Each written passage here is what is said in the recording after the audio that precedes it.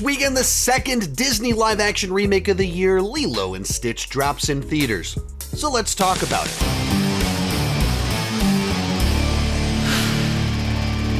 Hi, my name is Sean, and I love to talk about movies and TV way too much. With that in mind, go ahead and join me down below in the comments section. Let me know, what's your excitement level for Lilo and Stitch? If you've seen it, what did you think about it? And give me that point of reference. Is this a movie that you grew up with, the original one, or are you kind of new to Lilo and Stitch? Give me that point of reference. Let's talk down below. I was able to take my girls and one of their friends to see it at the press screening. I will share my daughter's thoughts on it later on in this video if you want to hear what actual little girls had to say about Lilo and Stitch.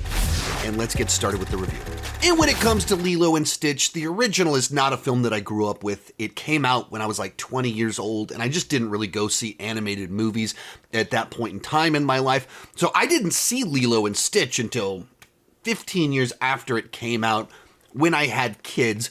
And so for me, I just have no nostalgia. I have no connections. I've seen the movie a handful of times when I've covered the film on my channel.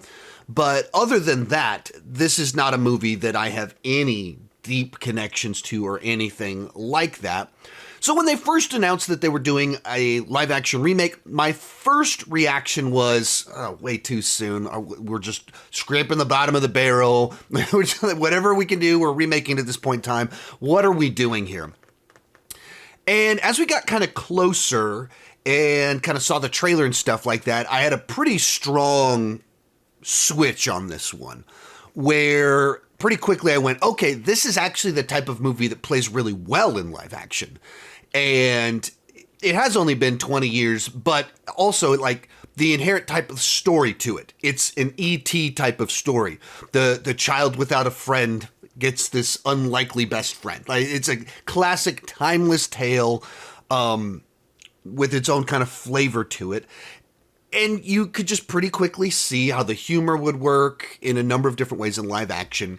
So by the time I was watching it, I was like, yeah, this is one of the better ideas for a Disney live action remake. And in my understanding, it's one of the cheapest Disney live action remakes that they've done, where it was only about $100 million.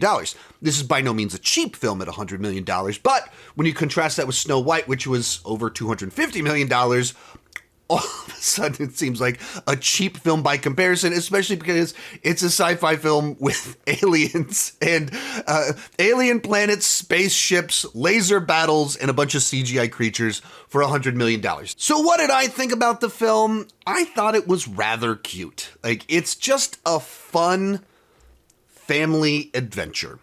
It's a tried and true formula that the child that has no friends, that has a difficult family situation, finds companionship in the most unlikely of sources. As I mentioned before, E.T., Iron Giant, you can go down the list of movies that have followed this formula, and it works almost every single time because it's just a great little formula for fun, hijinks, and a heartfelt story. And that's what you get here, that there's, from the very beginning, it establishes the way in which each of our two leads, our two title characters, feel very alone and isolated.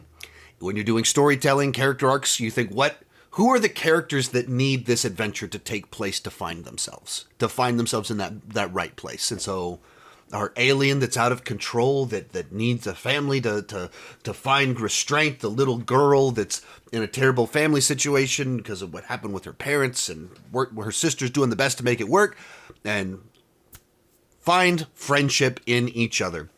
And then even the journey of the sister in the film likewise is one where you have someone that's in this really hard position and is learning to ask for help a little bit better through the journey that kind of takes place in the film. One of the things you notice really quickly with the movie is it moves at a real brisk pace. Like, it just gets right into it. Like, it kicks off, and the beginning of this film is very similar to the beginning of the animated film, and it just gets going. It doesn't slow down. It moves so quickly of getting us from there to Earth and introducing all of our characters, their situations, having some insanity take place. Also, we can very quickly get our characters together and get on this wild adventure. Like, it moves really quickly, and just it pauses to remind us of the characters, the family stakes, what's going on here. And then we get going and Stitch does something ridiculous. Our alien bounty hunters of sorts do something hilarious. And it just kind of keeps going that back and forth. Insanity, joke, pause for the heart. And that's the cadence of the whole movie and moving very quickly through all of that. So you have a smile on your face. It's high energy. And you also feel something at the same time.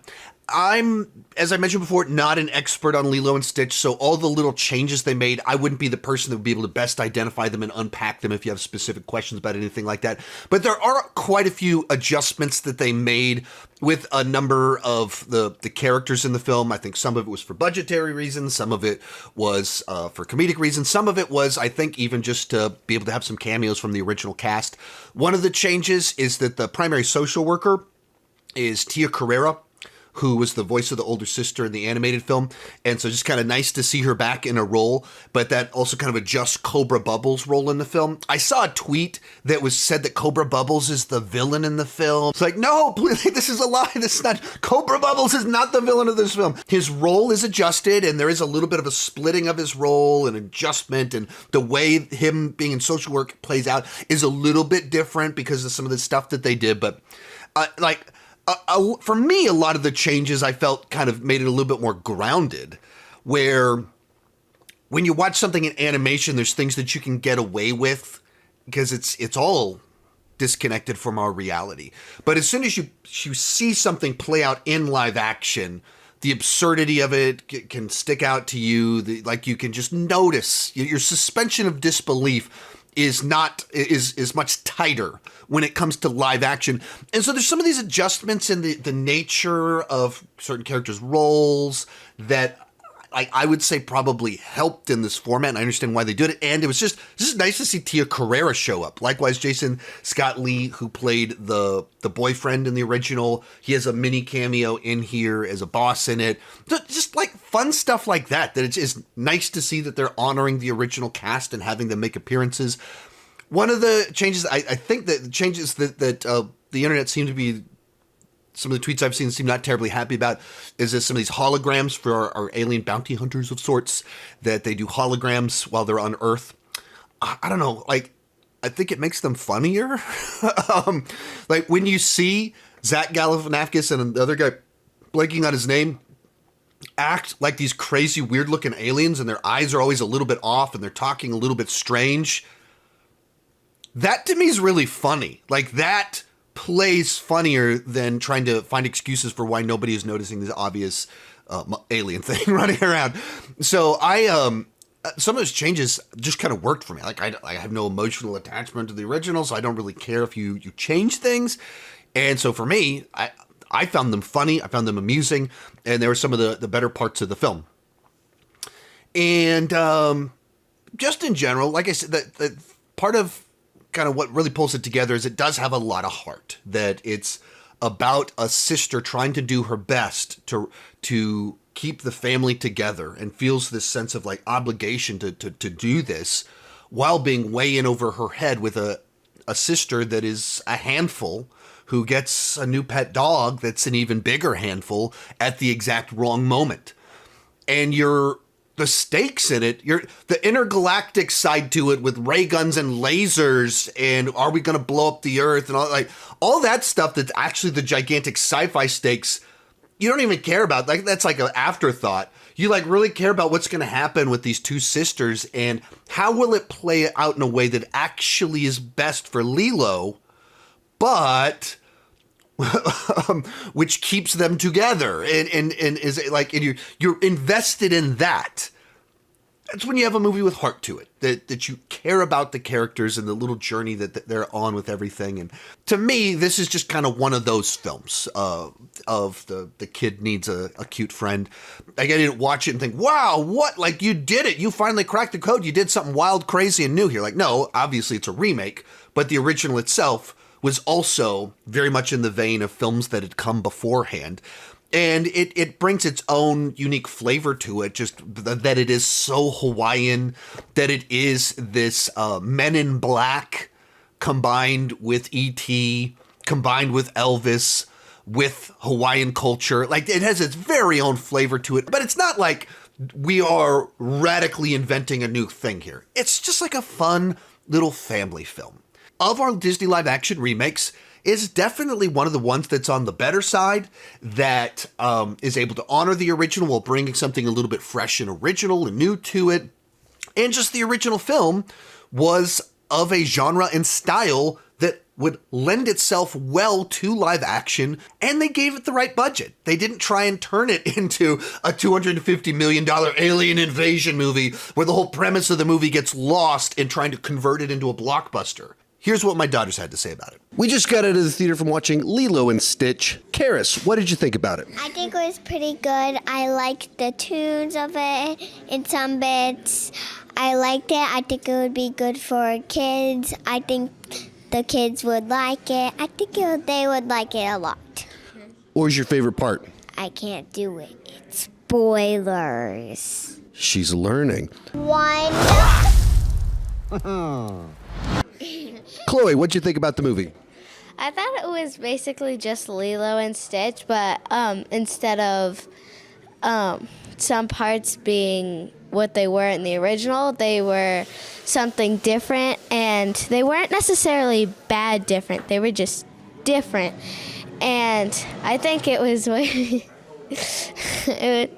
was entertaining. I think it's a lot more heartfelt with some of the parts at the end.